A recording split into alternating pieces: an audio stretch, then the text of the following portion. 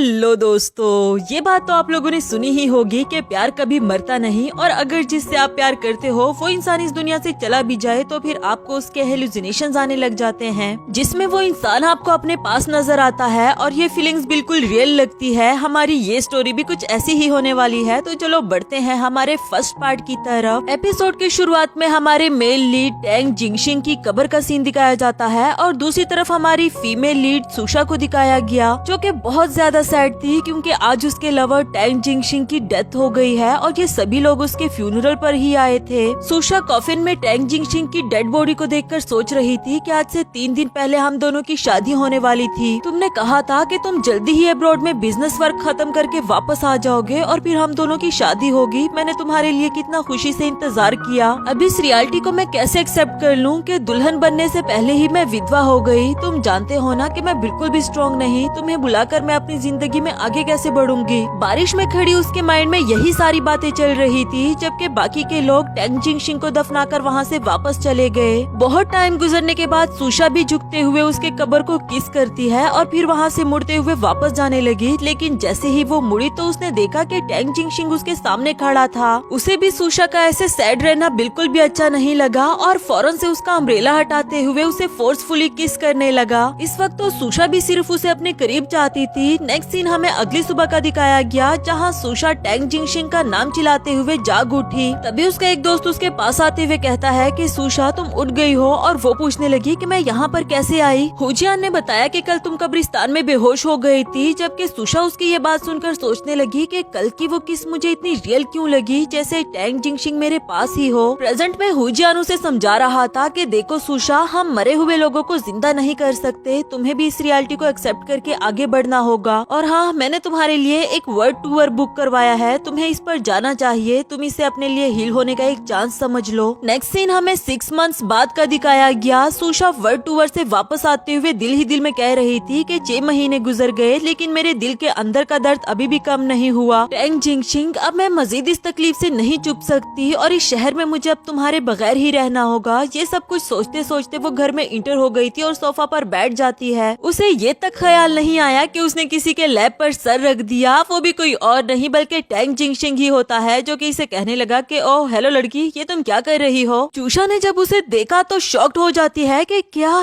फिर से hallucination, please तुम मत बोलो। और फिर जल्दी से अपने फोन में सर्च करने लगी कि हेलुसिनेशन क्या है और क्यों होता है, जिससे उसको पता चला कि अगर आपको हेलुसिनेशंस आते हैं तो बहुत चांसेस है कि आपको सिजोफ्रेनिया हो गया हो। अब वो टैंग जिंगशिंग को देखकर सोच रही थी कि क्या मैं सच में बीमार हूँ और उसे हाथ लगाकर टच करने की कोशिश करने लगी। वो भी इसे हैरानी से देखते हुए पूछने लगा कि क्या तुम सच में हुआ रुई हो, जबकि सुशा अपने कान बंद करते हुए कहने लगी कि नहीं नहीं, मैं तुम्हें नहीं सुन रही, मैं जानती हूँ कि ये झूठ है। टैंग जिंगशिंग उसे पागल लड़की कहते हुए वहाँ से जाने ही वाला था, जबकि सुशा उसे हक करते हुए कहने लगी कि तुम जानते हो मैं तुमसे बहुत प्यार करती हूँ, लेकिन अब तुम इस दुनिया में नहीं रहे, मुझे इस रियलिटी को भी एक्सेप्ट करना होगा वरना तो मैं सच में ही पागल हो जाऊंगी। तभी दूसरी तरफ से उसकी स्टेप मॉम न्यानची आते हुए कहने लगी कि न्यान भाई, क्या ये तुम हो। सुशा सुनकर हैरान हो गई कि क्या आपको ये लड़का नजर आ रहा है। न्यानची अभी भी न्यान भाई से कह रही थी कि भाई अगर तुम वापस आ गए थे तो तुमने मुझे बताया क्यों नहीं। सुशा हैरान हो जाती है कि भाई, क्या ये तुम्हारा भाई है, ये टैंग जिंगशिंग की तरह क्यों लग रहा है। न्यानची को ऐसा बिल्कुल भी नहीं लग रहा था, इसलिए वो उसकी बात को इग्नोर कर देती है और कहती है कि तुम भी वापस आ गई हो तो चलो हमारे साथ ही डिनर कर लेना। और हाँ, इनसे मैं तुम्हें अच्छे से इंट्रोड्यूस करवा दूं, ये मेरा भाई न्यान भाई है, अब रिश्ते में तुमसे बड़ा है तो तुम्हें इसे अंकल कहना चाहिए। सुशा उसे देखते दिल ही दिल में सोच रही थी कि ये लड़का हूबहू टैंग जिंगशिंग की तरह कैसे दिख सकता है और अब मैं इसे अंकल क्यों कहूँ। रूम में आकर भी वो इसी कश्मकश में थी कि दुनिया में 2 लोग बिल्कुल एक जैसे कैसे दिख सकते हैं, या तो फिर मैं टैंग जिंगशिंग को बहुत मिस कर रही हूँ इसलिए मुझे न्यान भाई उसकी तरह लगा, वरना तो वो कितना एरोगेंट है। पर सामने ही स्क्रीन पर एक वीडियो चल रही थी जिसमें बताया जा रहा था कि अगर इंसान बहुत बड़े ट्रॉमा से गुजरता है तो ये पॉसिबल है कि उसे अमीजिया हो जाए। अब वो सुनकर सुशा दोबारा से सोचने लगी कि कहीं टैंग जिंगशिंग को भी अमीजा तो नहीं हो गया और वो अपनी सारी यादाश्त खो चुका हो। एक इंसान अपनी यादाश्त तो खो सकता है मगर उसकी बॉडी तो चेंज नहीं हो सकती ना। मुझे पता लगाना होगा कि आखिर वो है कौन। इसके बाद उसका राउंड 1 शुरू हो गया था। न्यान भाई के रूम में जाकर वो देखना चाह रही थी कि अगर वो क्रेयोन की अंडरवियर यूज करता है तो वो जरूर टैंग जिंगशिंग ही होगा, क्योंकि इस एज में सिर्फ टैंग जिंगशिंग ही वो वेयर कर सकता है। उसका ये वाला शक तो बिल्कुल ठीक निकला, मगर सिर्फ इससे ये बात साबित थोड़ी ना हो सकती सकती थी कि वो टैंग जिंगशिंग है, इसलिए उसने राउंड 2 पर काम करना शुरू कर दिया कि अगर वो सच में ही टैंग जिंगशिंग है तो फिर उसको इस वेल के बारे में जरूर याद होगा। नेक्स्ट सीन में वो उस वेल को पहनकर न्यान भाई की तरफ भागते हुए कह रही थी कि टैंग जिंगशिंग मुझसे दोबारा से शादी कर लो। इसी दौरान उसका पैर स्लिप हो गया था और वो गिरने ही वाली होती है। न्यान भाई ने उसे बचाते हुए हक कर लिया। उसकी ये मूवमेंट, उसका ये हक करना सुशा को बिल्कुल टैंग जिंगशिंग की तरह ही लगा। फौरन से कह भी दिया कि मुझे पता था तुम टैंग जिंगशिंग ही हो, तुम्हें सब कुछ याद आ गया है ना। जबकि न्यान भाई उसकी वेल उतारते हुए कहने लगा कि मिस हुआ रुई, क्या तुम इस दिन में भी कॉस्प्ले खेल रही हो? असल में उसका फैमिली नेम हुआ रुई था, लेकिन टैंग जिंगशिंग ने उसे हमेशा सुशा कहा तो वो खुद को सुशा ही कहलाना पसंद करती थी। इसके बाद उसका थर्ड राउंड शुरू हो जाता है कि अगर वो सच नहीं बता रहा तो उसकी बॉडी सच बता देगी। असल में टैंग जिंगशिंग को मिल्क से एलर्जी थी।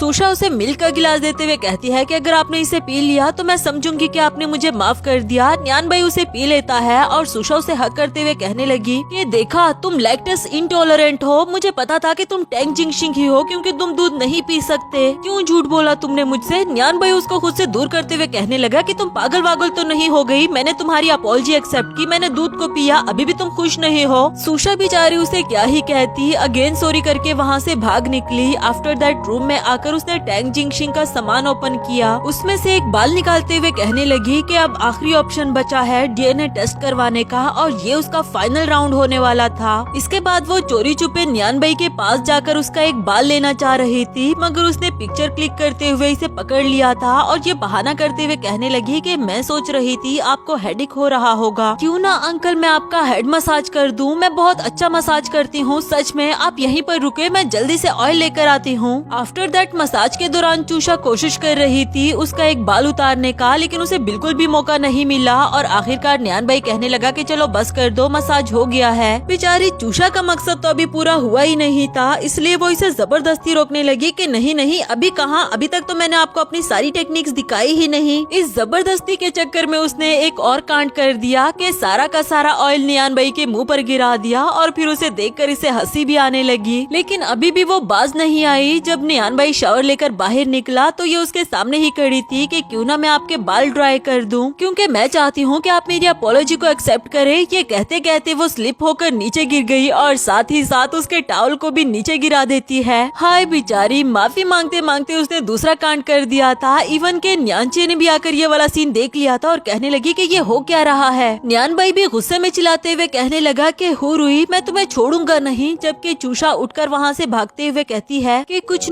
नहीं, मैं तो बस यहाँ से गुजर रही थी और उसका टॉवल नीचे गिरा पड़ा था। नेक्स्ट सीन में न्यान किसी आदमी का पीछा कर रहा था जो कि किसी लड़की से बात करते हुए कह रहा होता है कि आप फिक्र नहीं करें, हम हुआ ग्रुप को पूरी तरह से रॉइन करने का प्लान बना चुके हैं। हुआ ग्रुप सुशा के डैड की कंपनी थी, मगर न्यान भाई को उसमें क्या इंटरेस्ट है ये तो हमें आगे ही देखने को मिलेगा। खैर फिलहाल तो वो अपनी टेक्निक्स का यूज करते हुए उस आदमी के पॉकेट से उसका फोन निकाल लेता है और बाहर आकर अपनी कैप पहन दी, अपनी जैकेट भी चेंज कर ली ताकि उसे कोई पहचान ना सके। गाड़ी में बैठकर वो दिल ही दिल में सोच रहा था कि मुझे लगता था मैं धीरे धीरे करके अपना बदला ले लूंगा, लेकिन मिस हुरुई के वापस आ जाने की वजह से कहीं मेरा प्लान गड़बड़ ना हो जाए। अब मुझे जो भी करना है जल्द से जल्द करना होगा। आफ्टर दैट घर आकर वो अपनी सिस्टर से बात करते हुए कह रहा था कि मैंने चैट हिस्ट्री अच्छे से चेक कर ली, डायमंड बीट के डॉक्यूमेंट्स ऑफिस में नहीं बल्कि आपके हस्बैंड के स्टडी रूम में है। न्यानची बोली मगर वो तो हर वक्त लॉक रहता है। खैर तुम फिक्र नहीं करो, मैं किसी भी तरह मौका ढूंढकर चाबी निकाल लूंगी। और न्यान भाई बोला कि ठीक है, मैं सब कुछ तुम पर छोड़ता हूँ। थोड़ी ही देर में न्यानची चाबियां लेकर पहुँच आई और वो कहती है कि डायमंड माइनिंग प्रोजेक्ट में हमारा सबसे बड़ा कंपटीटर हुआ ग्रुप ही है। एक बार हमें हुआ ग्रुप का नेक्स्ट स्टेप पता चल जाए तो फिर ये प्रोजेक्ट 100% हमारे हाथों में होगा।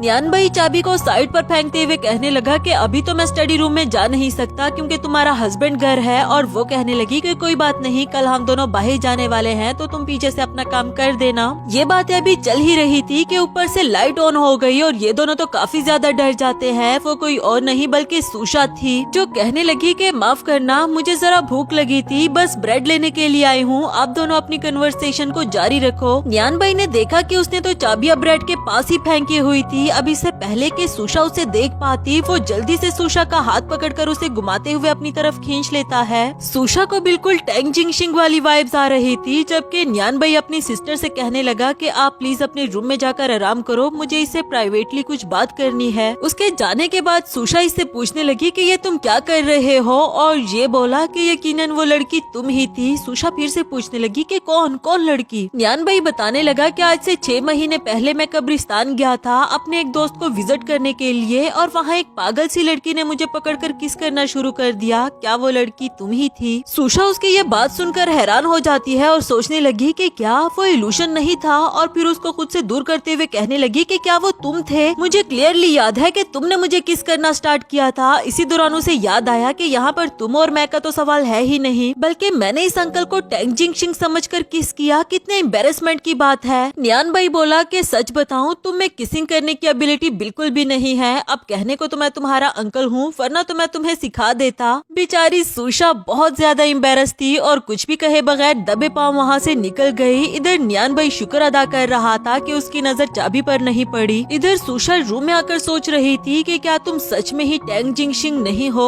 नेक्स्ट सीन हमें अगली सुबह का दिखाया गया। होजियान सुशा को उसकी बर्थडे पर सरप्राइज देता है और वो काफी ज्यादा खुश भी हो गई थी। पूछने लगी कि तुम्हें इस बार भी मेरी बर्थडे याद थी? वो बोला कि मुझे याद कैसे ना हो, आखिर ये दिन है ही तुम्हारे लिए इतना इम्पोर्टेंट। सुशा कहने लगी कि मुझे बहुत खुशी है कि इतने सालों से तुम मेरी लाइफ में हो, क्योंकि तुम हर बार मेरी बर्थडे को याद रखते हो। इसके बाद बातों ही बातों में सुशा कहने लगी कि वो देखो शूटिंग स्टार, जबकि होजियान को कुछ नजर नहीं आया। तो वो कहने लगा कि हो सकता है वो शूटिंग स्टार टैंग जिंगशिंग हो, वो भी तुम्हें वहाँ से देख रहा होगा और तुम्हें सैड देखकर वो बिल्कुल भी खुश नहीं होगा। उसकी ये बात सुनकर सुशा काफी ज्यादा सैड हो जाती है, जबकि होजियान उसे बर्थडे गिफ्ट देते हुए कहने लगा कि ये तुम्हारे लिए। देखने के बाद वो कहने लगी कि HRY यानी कि हुरुई, ये तो मेरा ही नाम है। वो बोला कि हाँ, मैं तुम्हें ये याद दिलाना चाहता था कि टैंग जिंगशिंग अब हमारे बीच में नहीं रहा, तो तुम्हें भी अब खुद को मिस सुशा नहीं कहना चाहिए। बेहतर होगा कि तुम भी सब कुछ भूलकर आगे बढ़ जाओ। सुशा को ये सब बातें अच्छी तो नहीं लग रही थी, लेकिन फिर भी उसका शुक्रिया अदा किया। नेक्स्ट सीन में न्यान भाई स्टडी रूम जाना चाह रहा था, मगर एंड टाइम पर सुशा घर पहुंच जाई। अब उसे देखकर ये पूछने लगा कि तुम कहाँ थी इतनी रात को, इतनी देर से क्यों आ रही हो?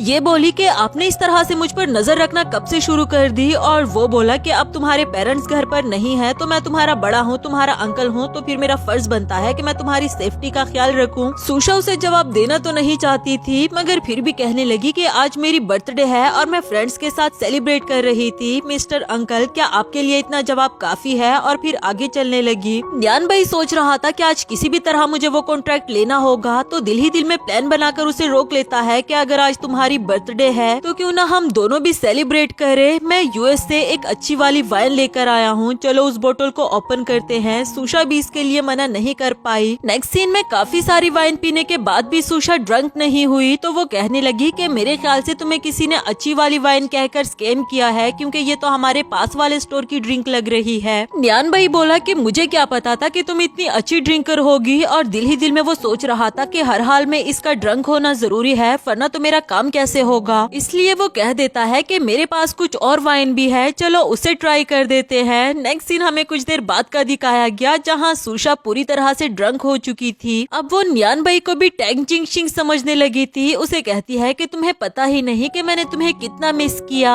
जबकि न्यान भाई उसे खुद से दूर करते हुए कहने लगा कि तुमने तो कहा था कि तुम ड्रंक होती ही नहीं, तो फिर ये सब कुछ क्या है? और इसी दौरान उसका लॉकेट दूर जाकर गिरा। सुशा उसके पास जाकर उठाते हुए कहती है कि माई हनी लव, तुम्हें चोट तो नहीं लगी ना? मैं तुम्हें ब्लो करती हूँ, अब तुम्हें बिल्कुल भी पेन नहीं होगा। न्यान भाई उसकी ये हरकतें देख रहा था, जबकि इधर सुशा को टैंग जिंगशिंग की याद आई। आज से 1 साल पहले उसने खुद ही इस लॉकेट को डिजाइन करके सुशा को गिफ्ट में दिया था और वादा किया था कि मैं तुम्हारे लिए और भी कई सारे बनाऊंगा। दोनों ने मिलकर इसे हनी लव का नाम भी दिया था। प्रेजेंट में वो न्यान भाई की तरफ देखकर कहने लगी कि टैंग जिंगशिंग, तुम कितने बुरे हो, मुझसे राज छुपा कर रखते हो, लेकिन कोई बात नहीं, मुझे बुरा नहीं लगा, क्योंकि मैं तुमसे प्यार करती हूँ। फिर उसके पास जाकर कभी उसके फेस को टच करती है और कभी उसके नेक को, कि मैंने तुम्हें बहुत टाइम से नहीं देखा। न्यान भाई उसे धीरे धीरे करके रोकने की कोशिश कर रहा था, लेकिन बजाय रुकने के वो इसके गोद में आकर बैठ जाती है, ये कहते हुए कि मुझे तुम्हारे एब्स और तुम्हारे 6 पैक्स भी देखने हैं, क्या ये अभी भी पहले की तरह ही हैं? न्यान भाई उसके हाथ पकड़ते हुए कहने लगा कि हुरुई, अब अगर तुम दोबारा हिली तो मैं तुम्हें सब कुछ दिखा दूंगा। लेकिन वो बाज नहीं आती और कहने लगी कि तुम तो ऐसे कह रहे हो जैसे पहले मैंने कभी ना देखा हो। किसी हद तक तो न्यान भाई भी उसके लिए पिघल चुका था और उसे किस करने ही वाला होता है, मगर उससे पहले ही सुशा टून हो गई। नेक्स्ट सीन में नियान भाई स्टडी रूम की तरफ जाते हुए सोच रहा था कि अब हू रुई सो गई है तो मुझे सीरियस होकर अपना काम करना होगा। लॉकर से डायमंड माइनिंग कॉन्ट्रैक्ट के पेपर्स निकालकर उसकी पिक्चर्स क्लिक कर लेता है और फिर वहाँ से वापस जाने लगा। तभी उसने देखा कि सुशा उसके सामने खड़ी है और पूछने लगी कि तुम यहाँ क्या कर रहे हो और ये तुम्हारे हाथ में क्या है, तुम मुझसे क्या छुपा रहे हो, दिखाओ भी। नियान भाई किसी भी हाल में उसे पता चलने नहीं देना चाहता था और सोचने लगा कि अब मेरे पास एक ही रास्ता है। उसके दोनों हाथ पकड़ते हुए कहने लगा, मैं सुशा,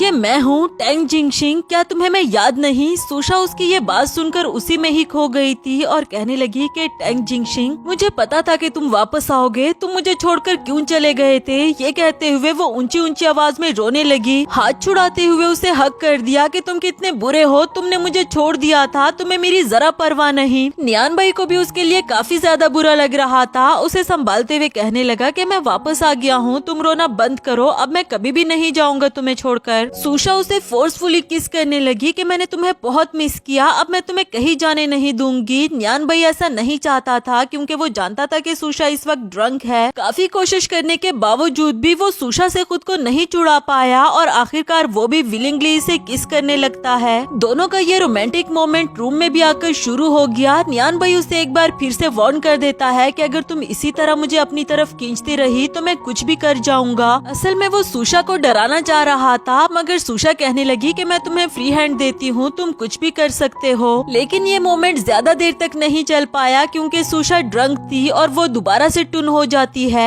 नियान भाई सोचने लगा कि ये जानने के बावजूद भी कि तुम हू रंचन की बेटी हो, मुझे तुमसे प्यार नहीं होना चाहिए था, लेकिन मैं क्या करूँ, तुम्हारा हर एक मूव मुझे बहुत बुरी तरह से अफेक्ट कर देता है। काश कि तुम हू रंचन की बेटी ना होती। आफ्टर दैट वो अपनी शर्ट पहनकर वहाँ से जाने ही वाला था। इधर सुशा नींद में ही बोल पड़ी कि टेंग जिंगशिंग प्लीज मुझे छोड़कर मत जाना। अब वो मजबूर हो गया था इसके पास रह जाने के लिए। नेक्स्ट सीन हमें अगली सुबह का दिखाया गया। सुशा की जब आंख खुली और उसने अपने सामने टेंग जिंग को देखा तो बहुत प्यार से उसे किस करती है। फिर फौरन से उसे ख्याल आया कि ये टेंग जिंग नहीं बल्कि बई नियान है। उसे धक्का देते हुए नीचे गिरा दिया कि तुम कितने बेशर्म इंसान हो, तुम्हें अपनी एज का भी ख्याल नहीं आया। अगले ही सीन में काफी शर्मिंदा होकर उसे हॉट वाटर देते हुए माफी मांग रही थी कि कल रात में ड्रंक थी इसलिए आपसे निपट कर अपने पास ही रहने के लिए कहा, लेकिन इसमें मेरी कोई गलती नहीं। नियान भाई बोला कि ठीक है, इस बार तो मैं तुम्हारी अपॉलॉजी एक्सेप्ट कर रहा हूँ, लेकिन मैं एक रूल बना लेता हूँ, अगली बार जब भी मैं तुम्हारे आस पास हूँगा तुम ड्रिंक नहीं करोगी, मुझसे वादा करो। सुशा भी इस रूल को एक्सेप्ट कर लेती है और पूछने लगी कि अच्छा अंकल ये बताओ कि कल रात मैंने इसके अलावा कुछ और तो नहीं किया था ना। वो बोला कि किया था ना, ये देखो। उसके नेक पर लव बाइट देखकर इसे टेंग जिंगशिंग की याद आ गई। आज से 1 साल पहले ये उसे घर से निकालते हुए कह रही थी कि तुमने कल रात मेरे साथ क्या किया, और बदले में वो बोला कि मैंने क्या किया बल्कि तुम देखो तुमने क्या किया था। प्रेजेंट में नियान भाई कह रहा था कि मैं इसे तुम्हारी ड्रंकन मिस्टेक समझ लेता हूँ, लेकिन इसके लिए तुम्हें पनिशमेंट मिलेगी, ये बर्तन अब तुम दो जाकर। नेक्स्ट सीन में सुशा को डीएनए टेस्टिंग सेंटर से कॉल आती है और बताया गया कि आपने जो डीएनए टेस्ट कराने के लिए दिया था उसकी रिपोर्ट आ गई है और हमने आपको मेल कर दी, आप उसे चेक कर लें। ये सुनकर अब सुशा के हाथ कांपने लगे क्योंकि वो नहीं जानती थी कि रिपोर्ट में क्या होगा। साथ ही हमें फ्लैशबैक का सीन दिखाया गया। आज से 6 महीने पहले जब वो दुल्हन बनकर बैठी हुई थी और टेंग जिंगशिंग के वापस आने का इंतजार कर रही होती है। इसी दौरान उसे पुलिस स्टेशन से कॉल आई और उसे बताया गया कि आपके हस्बैंड की डेथ हो गई है क्योंकि वो किसी जुर्म में मुलविस था और हाथ न आने की वजह से उसे शूट कर दिया गया। ये खबर सुनकर उसके हाथ से फोन नीचे गिर जाता है और इसी के साथ हमारा फर्स्ट एपिसोड यहाँ पर खत्म हुआ। आप लोगों को ये ड्रामा कैसा लगा मुझे कमेंट करके बताएं, और अगर आप लोग चाहते हैं कि मैं इस ड्रामा को कंटिन्यू रखूं तो एक प्यारा सा कमेंट छोड़ देना मेरे लिए। और हाँ, एक बात का मैं आप लोगों को यकीन दिलाती हूँ कि अब से मेरे चैनल पर आपको क्वालिटी वाले ड्रामास मिलेंगे और मैं कोशिश करूंगी कि हर एपिसोड जल्दी जल्दी आप लोगों के लिए ला पाऊँ।